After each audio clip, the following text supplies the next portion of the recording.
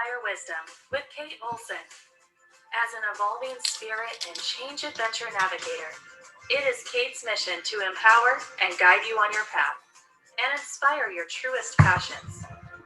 She will encourage you to share your gifts, speak your truth, and ignite your inner wisdom and purpose. She hopes to do so with a little humor and grace and her own soulfire passion.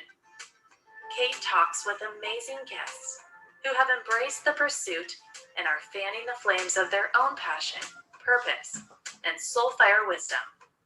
Now here's your host, Kate. Welcome to Soulfire Wisdom and Tips, Tricks, and Triumphs Tuesday. So if this is your first time listening, I'm a hypnotherapist, NLP practitioner, Reiki master, and a life coach. But I like to call myself a change adventure navigator because I love guiding clients through obstacles and adversity to find their path, purpose, and peace. So what I'd like to talk about for a few minutes today is last week I started the session with some tips, and on the last tip I talked about NLP, and I said that this week I would give you some other NLP techniques that help with various things or help you up-level your life. And there are just like zillions of NLP techniques that can be useful both in everything you do in life, from just your everyday life to things like sales or acting but speaking. So that was one of the first things I used NLP for, was to get through or get over my horrible fear of speaking. And so when I had to do the first public speech that I was going to do, which was really a kind of big one for a first speech, I was speaking at the Personal Development Symposium at the Harvard Faculty Club with a whole bunch of colleagues who were awesome speakers. So it was a little bit intimidating. So the first NLP technique that I used was to imagine yourself bigger than you are. And people are told to do this, like if you're out in the wilderness and you're hiking and you come upon a bear, you're supposed to, put your hands up and, make yourself look bigger than you actually are. And so I did that as part of my speech, right in the beginning of my speech. I tried it out. I actually wasn't sure that it would work because I only decided to speak at the last minute, and I was writing my speech on the plane. So I didn't really have a good chance to try it out. But I'll have to say that it did work. So one of the things that you can do if you're a speaker is try to incorporate that type of motion into the beginning of your speech. And so a second technique, last week I gave the technique of visualizing a color screen of whatever you're imagining that's making you anxious, and then turning it first to black and white, and then making it smaller and further away. Well, another technique that you can use to deal with anxiety is called the rewind technique. And this involves feeling where the anxiety is in your body. And, you know, when you feel where you're feeling the anxiety in your body, different people feel it in different places. Like sometimes you feel it in your stomach. Sometimes it's like your heart is fluttering. Sometimes it's all in your mind. So wherever you're feeling that, visualize a spiral. And if you concentrate, you can probably feel which direction that spiral is moving. And then just slowly move the spiral in the opposite direction. And as you do that, your level of anxiety will start to decrease. And then the third technique that I'm going to tell you about is reframing. So when you're feeling anxious about something or feeling bad about something, seeing something negatively, reframe it. That is, look at it from a different perspective, see it from a different context. And one of the reasons, there's several reasons why this works, but one of the reasons why it works is it takes your focus in another direction. I mean, to go through the process of creating a different context takes your focus off of whatever you were obsessing, worrying, thinking negatively about. And there's, like I said, a zillion more things about NLP, but we do have a show to get to today. So, and it's a good show. My guest is Michael Dugan, and he is the host of the Voice4Chefs podcast. And Michael has degrees in the culinary arts and hotel and restaurant administration that initially led him to pursue a career in that industry in the Seattle area and in Napa Valley, California. But in 1995, he left the hospitality industry to build a successful technology career. But he never lost his passion for great culinary experiences or his respect for the talented chefs that mentored him. So in May of this year, of 2021, from out of the kitchen and into the studio, he launched the Voice4Chefs podcast to connect us with innovative chefs and creative culinary arts. So I'm really excited to introduce him now, and we'll find out more about that. Hi, Michael. Hi, Kate. Thanks for having me on your show today. Great to have you here. To start out with, could you tell us a little more about yourself and what led you to that path? What led me to launching a podcast? It's an interesting story. So it takes us back to, I would say, 9 years ago. My wife and I were volunteering for an event in, I want to say it's Black Diamond, which is south of Renton, Washington. So if you're not from the area, it's, I probably say about an hour south of Seattle, Washington, to give some navigation. And I worked for a company called Dell, which is a big computer company. And they wanted people to go out and do some volunteer work. They encouraged us to do it. And we didn't know much about it. We went to this bike event that was helping raise money to feed families and people in need. And my wife came along, and this person just reached out and ran and said, "We're so excited to have you." And this woman named Patricia Hansen, she came up and just gave me this big hug and said, we're just so grateful. And we got to know her in the next few months. And for Thanksgiving, we went and we helped her create food baskets for people in need. This is where everything really started, because she kind of set the fire, and she said to my wife that, she said, why don't you join my board? Because I'm turning 70 years old next year, and I'm going to be cycling across the country to raise awareness for hunger. And she looks at me and she goes, you are so energetic and passionate.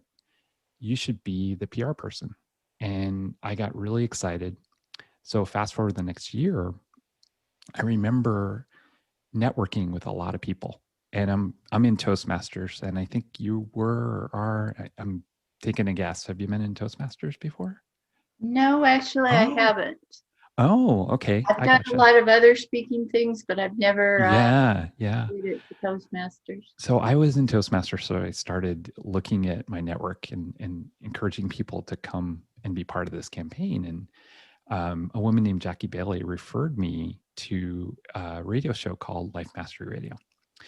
And I came on the show to support my friend Patricia Hansen. And I'd only been in Toastmasters for 6 months. So I was really nervous. Like you talk about, you resonate exactly with that. And I was nervous. I was imagining failure in people listening and not enjoying the experience, and, lots of different ridiculous things. And so I practiced for about 5 hours to speak for 20 minutes. And I came on the show, and I remember it was Todd Allen and Coach Debbie. And Todd was the host and Debbie was the co-host. And they're both amazing, really passionate people. And I remember Todd's booming voice going, Mike, I can't hear you. I can't hear what you're saying. And I'm just about to come on the show. And see, I called in with a BlackBerry and a tiny, tiny little earpiece in my ear. And it had a tiny microphone. And I didn't know any better. So I came on the show. It was a audio only show. And I called in from home. And after the show, I remember screaming because I was so passionate and I wanted everyone to hear me. And Todd came at the end of the show in the green room and he said, Mike, your passion and your connection and your soul was there with us, but we couldn't hear you that well. But if you go out and you buy a boom microphone, I'll bring you back on the show. And so I did. And I came back on the show and I had the time of my life. I felt so connected. I felt there was a purpose there. And I was communicating that purpose to help people in need. And I came on a third time, and the radio show followed her for 3 months, and they reported every week on what she was doing, traveling across the country and biking. And it was really exciting. But that started my passion for radio and for podcasting. Great. So fast forward to 9 years later, or actually last year, I woke up during the pandemic and, coming from the cooking industry, I really wanted to do something around that because I left the business a while ago. And so I wanted to have people to my home and teach cooking classes. And then the pandemic hit, and it was like, how am I going to do that? How can you bring people to your home? And I had this dream and I was getting ready to do it. And I had to rethink my strategy of what I wanted to do. This was a dream of mine for a long time. And then the podcast floated into my mind.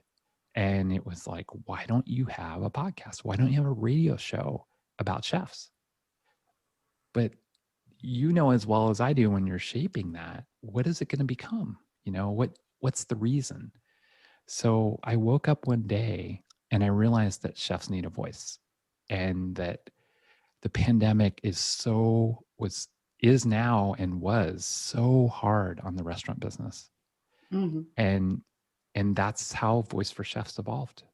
Yes. Okay. So this past year, and mm-hmm. as you mentioned, the pandemic has been like chaos for everybody. Aside from, not being able to do what you had thought you were going to do. Yeah. How did it affect you personally?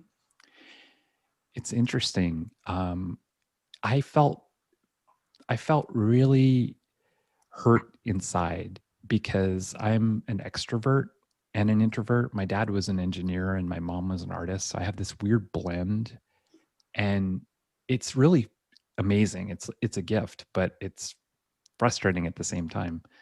But as an extrovert, I was really suffering because I couldn't see friends. I couldn't go back to work and see my coworkers and connect.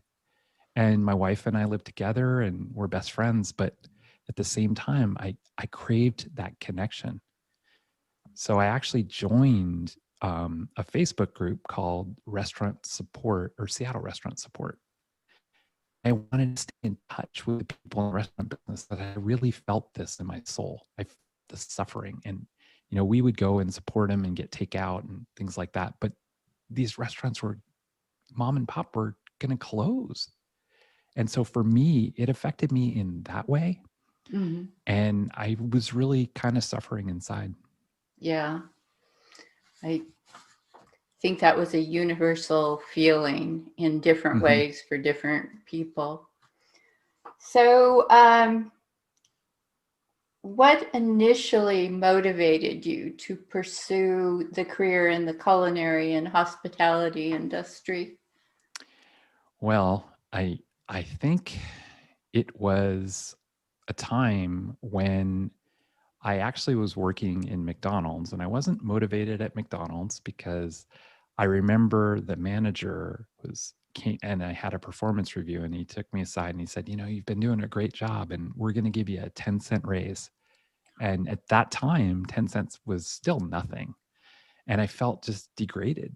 But I had a friend that said, why don't you come to this restaurant that's opening up called the Bear Creek Country Club? And that was in Redmond, Washington. Mm-hmm. And this was amazing because it was fine dining. It was a step up from flipping burgers. And it just opened my mind to a whole new experience because during the interview, we got to taste all the food from the restaurant. Just being in the interview, the waiters came around and served us, and it was a whole different culture. And I knew that I wanted to be part of that. Okay, great. So, did you apprentice with anyone on your culinary journey? Definitely. And in fact, at Bear Creek Country Club, that's where it all started. I spent about 6 months and I was hired to be a prep cook. So I was learning how to hold a knife and how to cut vegetables and things that a lot of people take for granted. But when you work in a restaurant, it's critical to have precision skills. And the chef saw how driven I was and how passionate I was. And he took me aside after about 6 months and he took me in what we call the walk-in, where you have conversations, private conversations.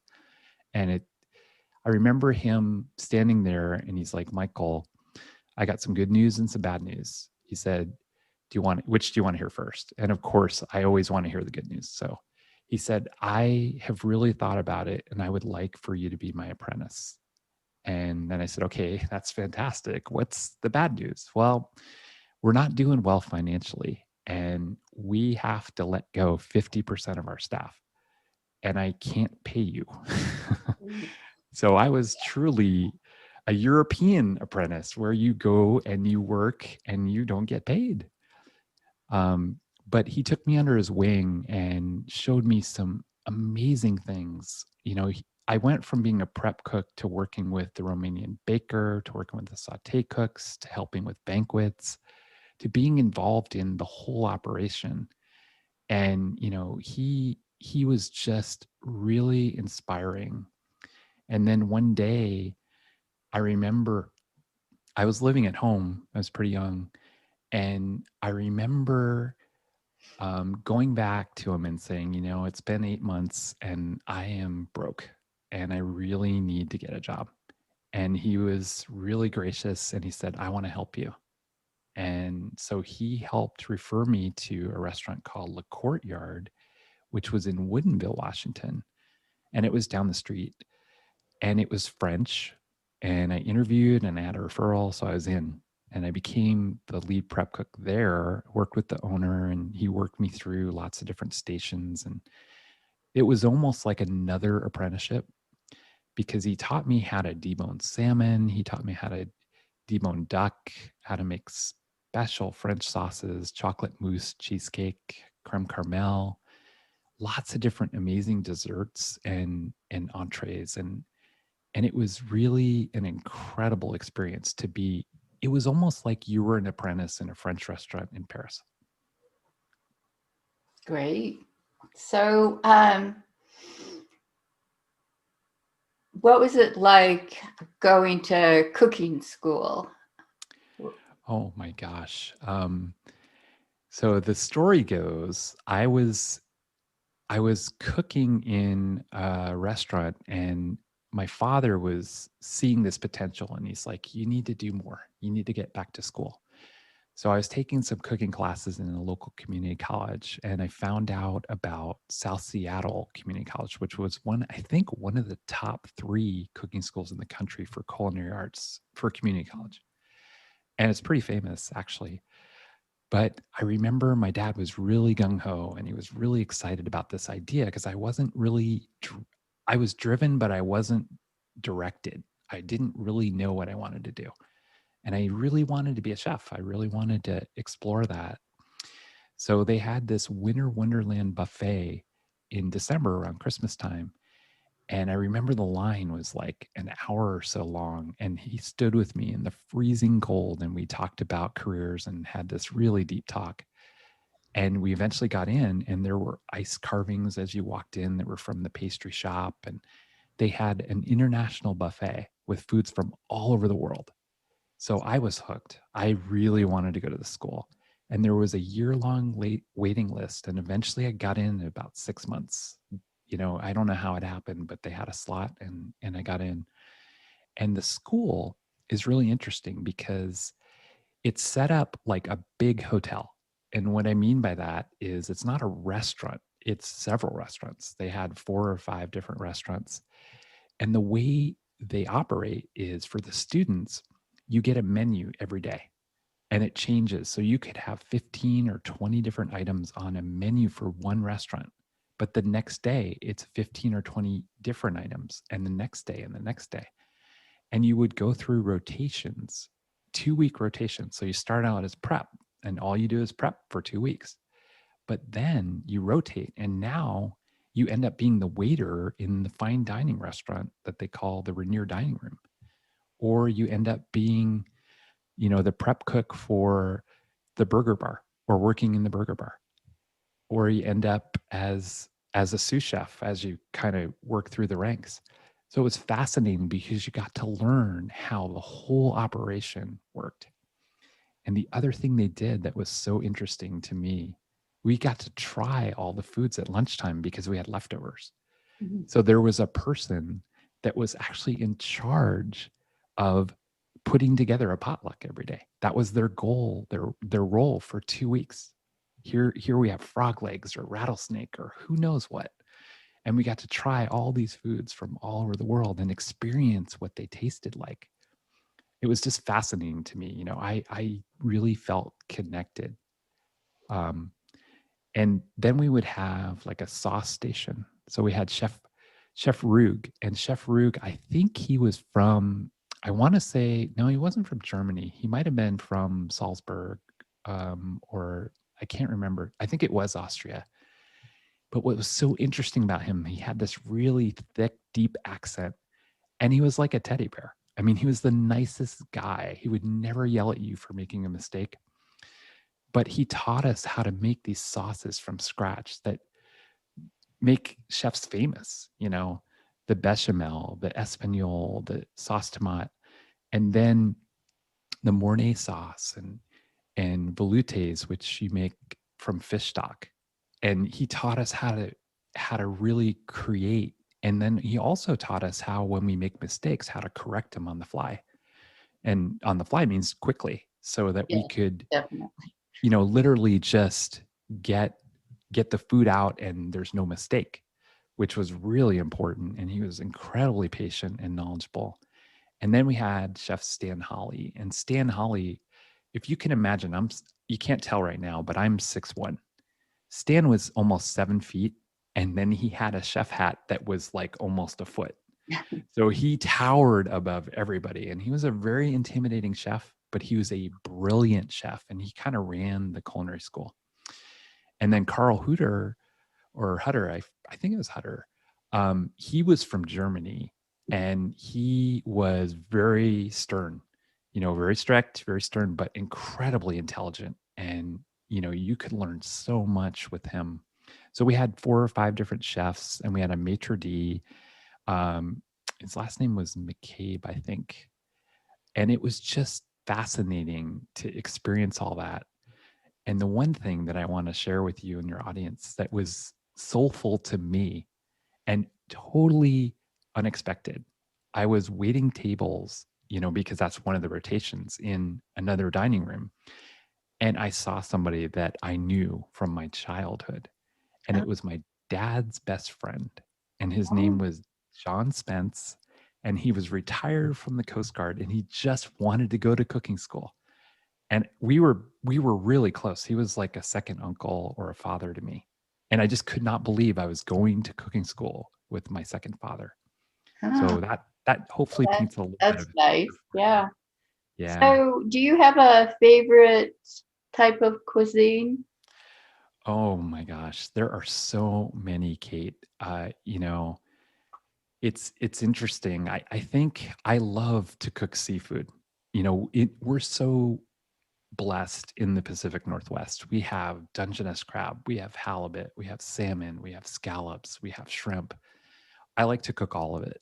And I'm also recently doing a lot of grilling and fresh vegetables. So I grill zucchini, tomato, eggplant. I love to roast peppers and then create kind of a salad with that. And I don't know if you know, but there's this we went out to a really fancy restaurant once, and we had this mozzarella appetizer, and we discovered that you can get really good mozzarella in the stores. It's called burrata, and it's better than the standard mozzarella that people get. And so I usually would blend that and add some balsamic, and it's really tasty. But I like to do that. I also love to cook and make desserts. And it's funny, but I mentioned cheesecake from the French restaurant. Mm-hmm. I got obsessed one year with making cheesecake, and from home I made 22 different kinds of cheesecake. I would look up recipes and just get really obsessed. But as a child, I hated cheesecake because my parents would go to a mid-scale restaurant, but they'd order frozen cheesecake and frozen strawberries, like a frozen strawberry sauce, and it was horrible. So I always thought it tasted terrible until I worked at Le Courtyard and I learned how to make it from scratch. So that's another thing that I love to make is cheesecake for friends. Okay. So since you've had all of this experience, what do you think makes the restaurant successful? That is a really good question. Now, what's interesting, and most people may not be aware of this, is that 95% of restaurants fail. And there's a 5% margin. I think that the most important thing, and many of them don't understand this, is customer service is service. You've got to realize that if you're going to run a restaurant, you've got to count meals. You've got to think of strategies to really make your customers feel value and feel, special. And I think that that's probably primary, but also you have to run a tight ship, and food cost is absolutely critical. Beverage cost, labor cost, all those things add up. But one thing nowadays is if you have a bad experience in a restaurant, you could tell 1,000 people. I mean, I'm not sure what your circle is, but you may have thousands of Facebook friends. And imagine if you posted that on a website.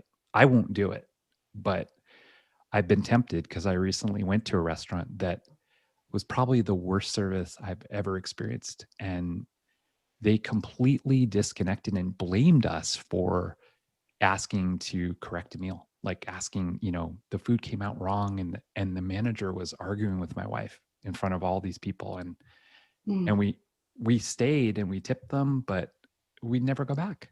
So that's really critical, is to be aware of those things and to run a really tight ship. Yes.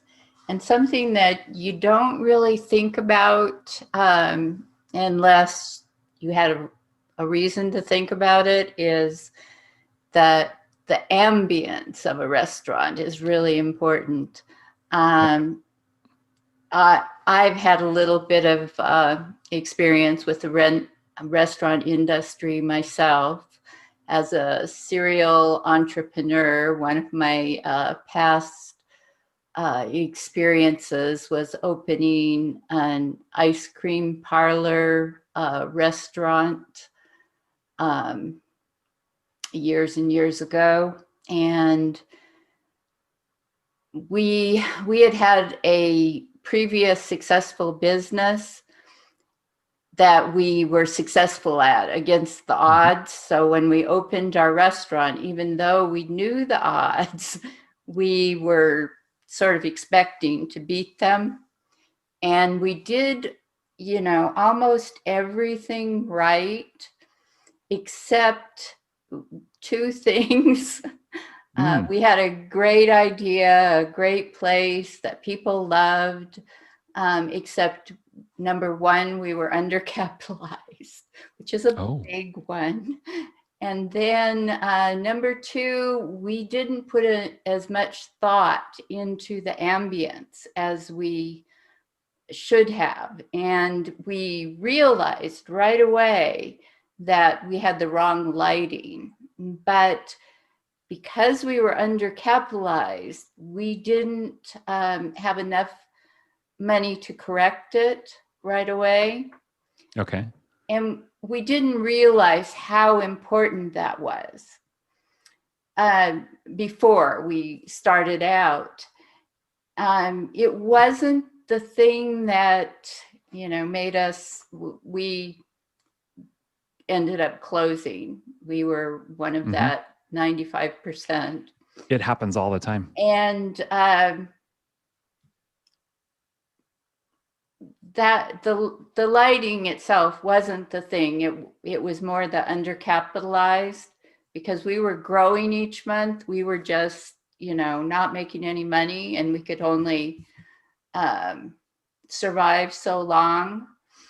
So we just ended up closing out of a lack of money, not really because things wouldn't work, which was really hard because, as you have described, a restaurant is really a labor of love. Absolutely. And so, after you've created it, it's really hard to, when it doesn't work, it's kind of like losing your child or something. Not quite, but the same, your creation. And you hit it right there, because that's why I created Voice4Chefs, was to have a restaurant owner, a chef, a culinary artist share their story and their passion, because they work so hard, 60-hour weeks, holidays, yes, Valentine's Day. Totally understand. So then, what led you to leave the restaurant business? Okay, so brace yourself. So imagine that I'm in Napa Valley and I'm working from 3 p.m. to 3 a.m., almost 6 days a week, I would say. And I was the assistant manager, and if I didn't balance the till at night, if the money didn't balance, I'd have to stay late. So I could sometimes work till 6 a.m. till the new manager came in.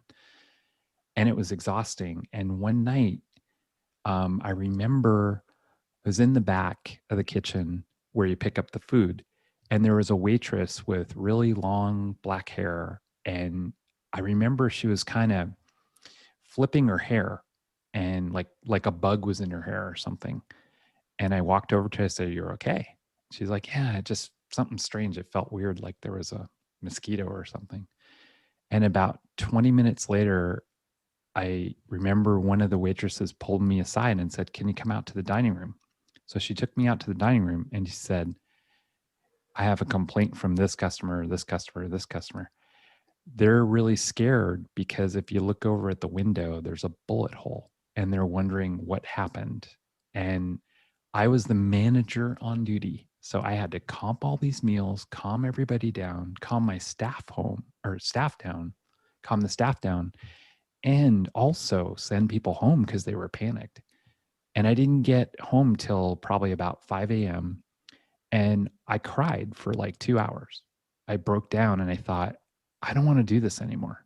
I can't do this anymore. It's not worth it. My dream is shattered. I wanted to own a restaurant, just like you. I wanted to own a restaurant and I wanted to own something and do something amazing for people. And it wasn't happening. So the next day I went in, and this amazing manager, she's a trainer. She was this incredible trainer for all kinds of managers all over California. And I went to that restaurant after I graduated for that reason. But she took me aside and we sat down, we had coffee, and she said, Michael, did anything happen last night? And I looked at her, I'm like, what do you mean? She goes, did anything happen? And I said, oh yeah, there was a drive-by shooting. And it was because of this waitress, the ex-girlfriend of the guy that was trying to shoot at her. And she goes, the next time something like that happens, can you make sure to record it? And can you make sure to call me? If it's 3 a.m, 4 a.m, I don't care. And I was just in such shock that I completely blanked for, overnight. And when I walked in, I thought nothing was wrong. So 2 weeks later, I remember feeling guilty. And I went to her and I said, I really appreciate you, but I can't do this anymore. And I'm giving my notice. And she looked at me and she said, don't worry about it. This is not for you. This is not for everybody. And she said, you are destined for more. And so for me, it's been bittersweet. I really miss the people. That's why I say when the pandemic hit, I felt for the restaurant business. We went out and picked up food and I could feel the pain of these people's dreams falling apart, and I wanted to do something. But that's why I left the business. Yeah, very unusual circumstance. Different. Yes, Yeah. but I understand totally. Yeah. Prior to the restaurant, the business I referred to that went well against the odds, that was a little convenience grocery store that we bought. And it had existed for like 40 years. And we bought it for almost nothing, and it turned out successful. But we had quite a few robberies. Oh my gosh. And I was asking people to work for me for minimum wage and also be forced or be faced with, situations where they could lose their life. And, I just reached a point that I couldn't do that anymore. I couldn't, hire people and ask them to do that. The last robbery that we had, it was people on drugs, and they made my employee lay down on the floor in the back room, and they didn't hurt her, but she was so terrified that she couldn't even come back and pick up her final check. She quit because she was so terrified, but she couldn't come back.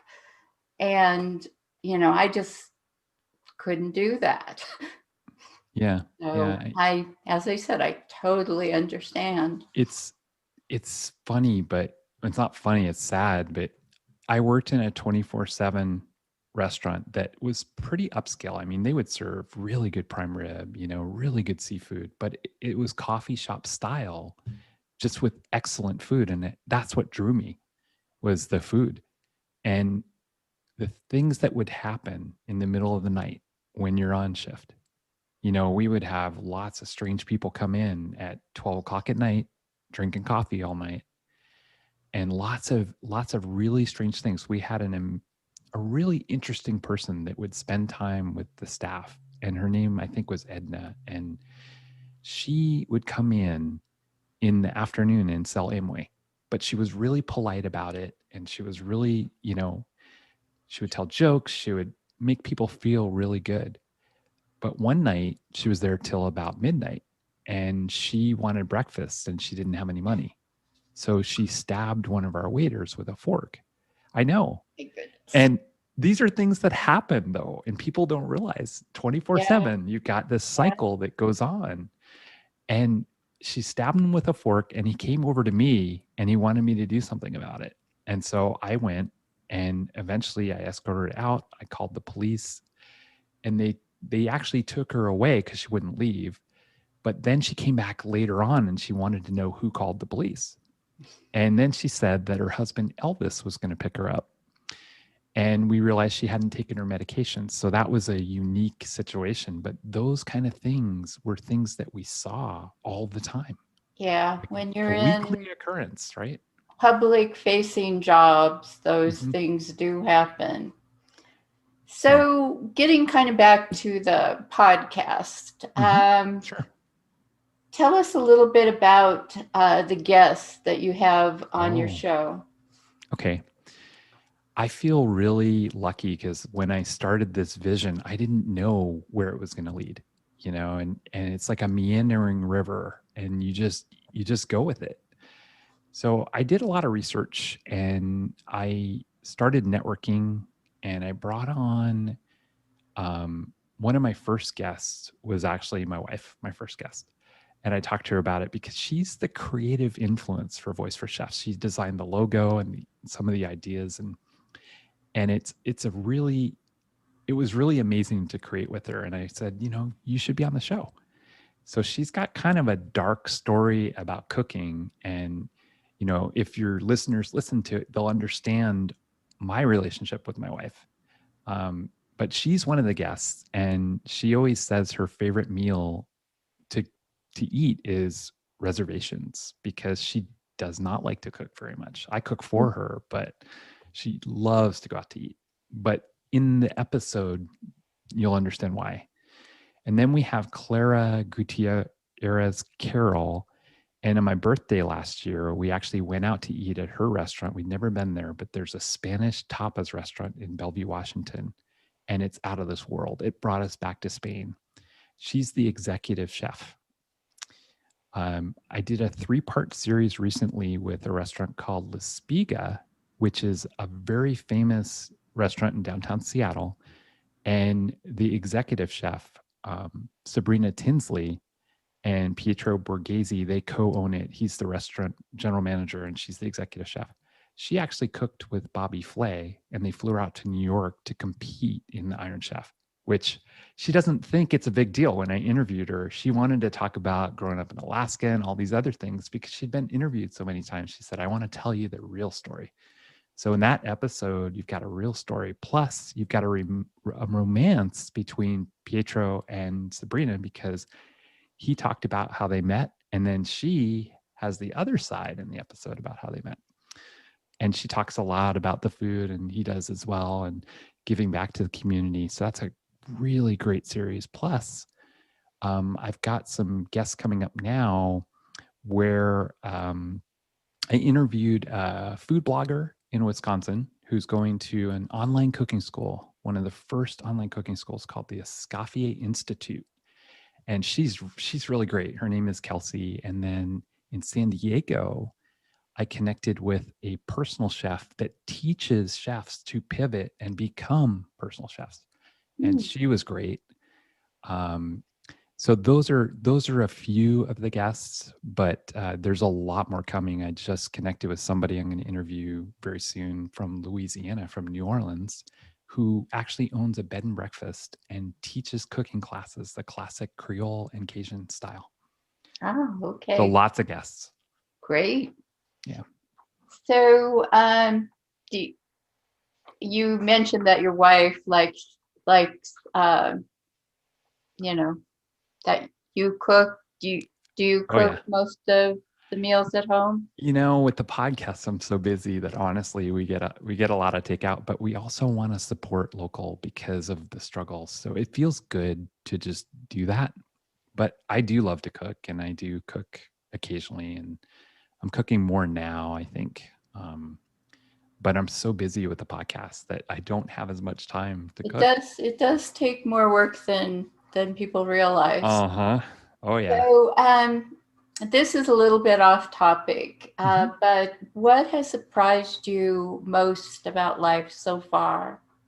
Oh, I've been through some twists and turns, and for me, I'll share a little story, but I struggled in high school, and I didn't get straight A's. My brothers and sisters did because they had more of my father in them, and I had this creative side of my mother and my father, but I have a slight learning disability, and it's almost like dyslexia.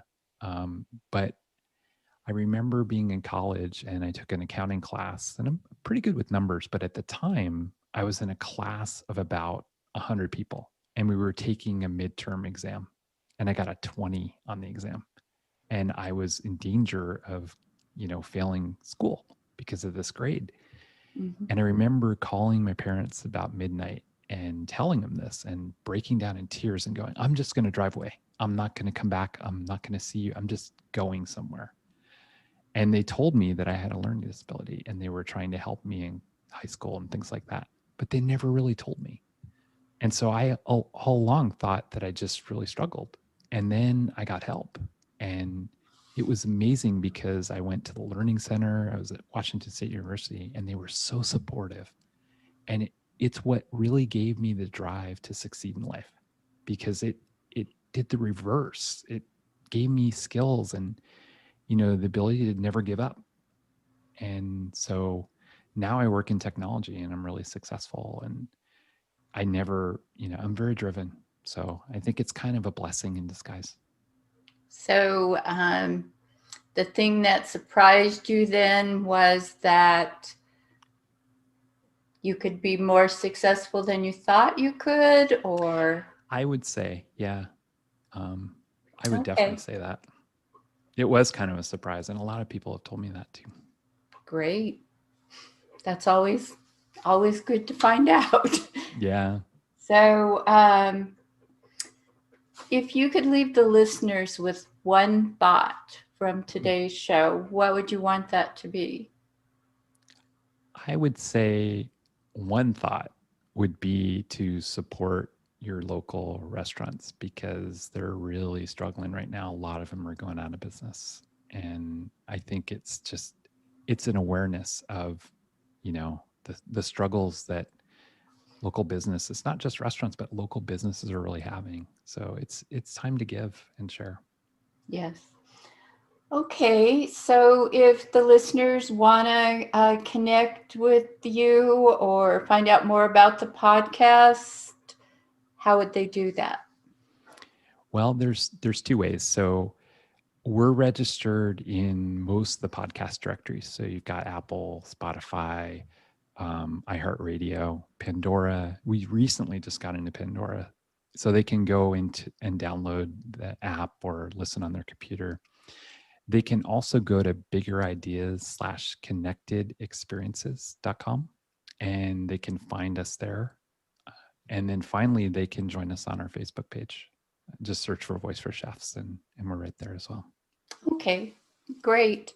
And if you forget any of that, you can go to the radio website. That's soulfireradio.com. Click on guests and scroll down to Michael's name. And I think some of that information, at least the bigger ideas and the Facebook page are posted there, and that'll get you started. So thank you so much for being here. A lot of interesting information, and thank you. It's been a real pleasure, Kate. I've really enjoyed the experience. So I have a quote for the listeners to to consider, to carry with you through your week. One of the very nicest things about the way we must regularly stop whatever we were, one of the nicest things about life is the way we must regularly stop whatever we are doing and devote our attention to eating. So that was said by Luciano Pavarotti, obviously a guy who really appreciated the culinary arts. So it is one of the things that we, I think, as a society most enjoy. So Yeah, it really connects people. yes. That's the other thing I love about it. It's just, it's celebration, it's connection, and even creation. Yeah. So thanks again for being here. And I want to thank the audience for listening today. We have another great show planned for next week. Next week, my guests will be Vic Comfer and Rodney Wittenberg. And they are co-producers of a film called Angels and Saints, Eros and Ah. And it's a documentary film.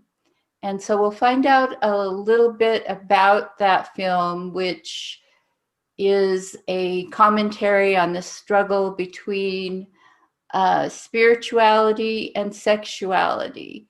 And we'll find out both a little about filmmaking and a little bit about why they made a film on a subject that's just a little bit controversial.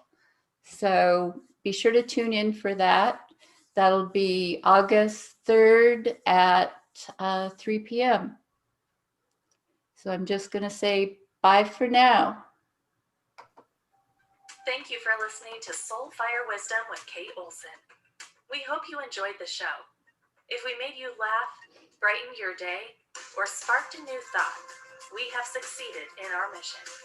Join us next time when we'll share more secrets and truths and all the magic of transformation that is the journey to Soul Fire Wisdom. Always remember, be fierce in the pursuit of what sets your soul on fire.